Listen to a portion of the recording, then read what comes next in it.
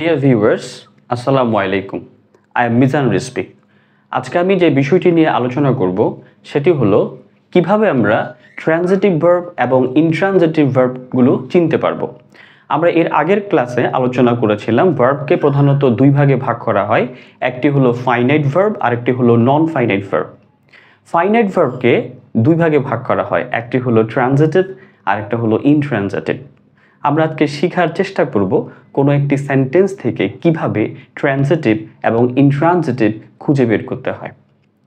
Transitive verb হলো যে সকল ভার্বগুলোর অবজেক্ট থাকবে, অর্থাৎ অবজেক্ট ছাড়া যে সকল ভার্বগুলো পূর্ণ অর্থ প্রকাশ করতে পারবে না ওই সকল ভার্বকে আমরা বলবো ট্রানজিটিভ ভার্ব।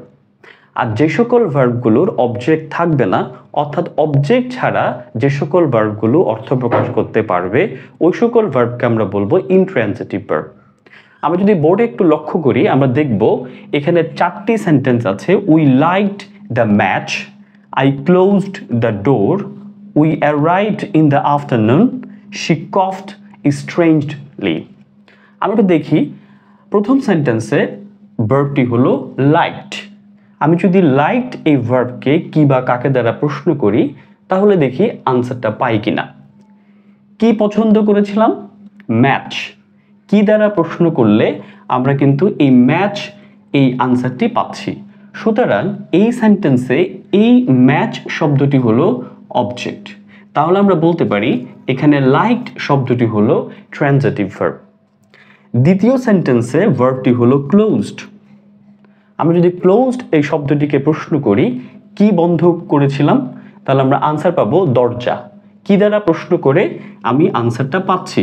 সুতরাং এখানে দ্য ডোর এটি হলো একটি অবজেক্ট। যেহেতু এই ভার্বের একটি অবজেক্ট আছে সুতরাং ক্লোজড এই ভার্বটি হলো একটি ট্রানজিটিভ ভার্ব। তৃতীয় সেন্টেন্সে ভার্বটি হলো অ্যারাইভড। আমি যদি অ্যারাইভড ভার্বকে প্রশ্ন করি কি পৌঁছেছিলাম, আমরা কিন্তু কোনো আনসার পাচ্ছি না। কখন দ্বারা প্রশ্ন করলে আনসার পাচ্ছি, কখন দ্বারা প্রশ্ন করলে কিন্তু সেটি হবে অ্যাডভার্ব এবং সেটি নাউন হবে না, অবজেক্ট সবসময় নাউন হবে। সুতরাং আমরা দেখতে পাচ্ছি এই সেন্টেন্সে কোনো অবজেক্ট নাই, সুতরাং এই ভার্বটি হলো ইনট্রানজিটিভ ভার্ব। 4 নম্বর সেন্টেন্সে যে ভার্বটি সেটি হলো কফড এবং এই ছিল কি দ্বারা প্রশ্ন করলে আমরা কিন্তু আনসারটি পাচ্ছি না। সুতরাং যেহেতু আমি আনসারটা কি দ্বারা প্রশ্ন করে পাচ্ছি না, দ্যাট মিনস এখানে কোনো অবজেক্ট নাই, অতএব এই কফড এই শব্দটি হলো ইনট্রানজিটিভ ভার্ব।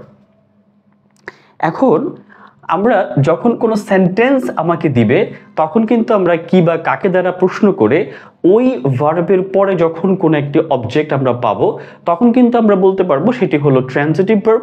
আর যখন আমরা অবজেক্ট পাবো না তখন আমরা বলবো, যখন আমরা অবজেক্ট পাবো তখন আমরা বলবো ট্রানজিটিভ ভার্ব, আর যখন আমরা অবজেক্ট পাবো না তখন আমরা বলবো ইনট্রানজিটিভ ভার্ব।